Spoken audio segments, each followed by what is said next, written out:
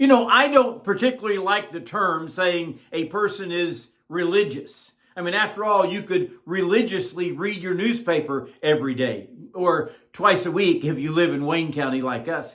But James describes how the truly religious person should live his life. Good morning. This is Pastor Ernie Lewis of the Blue Point Church in Sisney, Illinois, with your thoughts for Wednesday. Some people have some difficulties with their temper, or with their actions, or even with their tongue.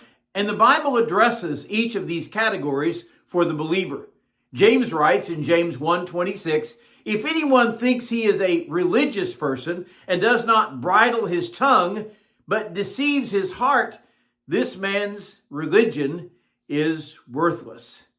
I'm amazed at these words in the scripture because I think we see this happen all the time. Whether it is a supposed Christian or even one of us who feel like we are faithful, thinking we are religious is a pitfall for so many people in this world. Perhaps it would be good for us to examine our heart and life according to what God says in His Word rather than following our own scale of maybe good or bad.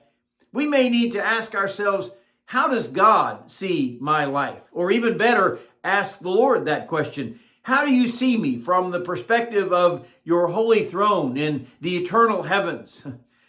This person that James is addressing may think he's religious and okay before God, but he does have some difficulty in bridling his tongue.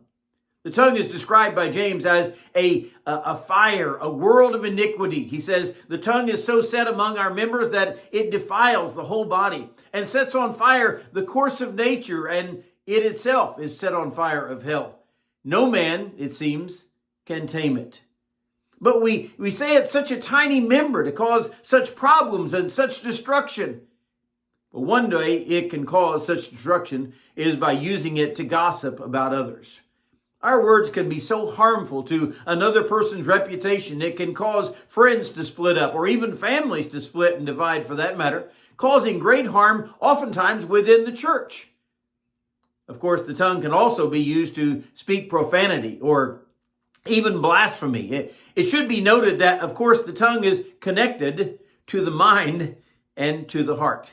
It will not do those things that are destructive on its own, but it will be driven from within a person. And the great quandary, it seems, we find in James 3 is that it can bless God and turn around and curse men who are made in the image of God, which certainly brings about God's anger and His wrath.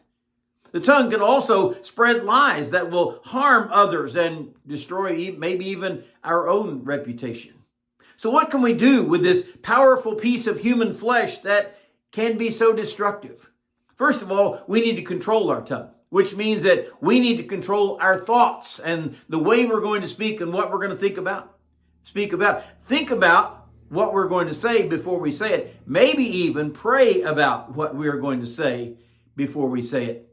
Because he says that person who can't bridle his tongue, he's just deceiving his own heart. He doesn't understand the truth.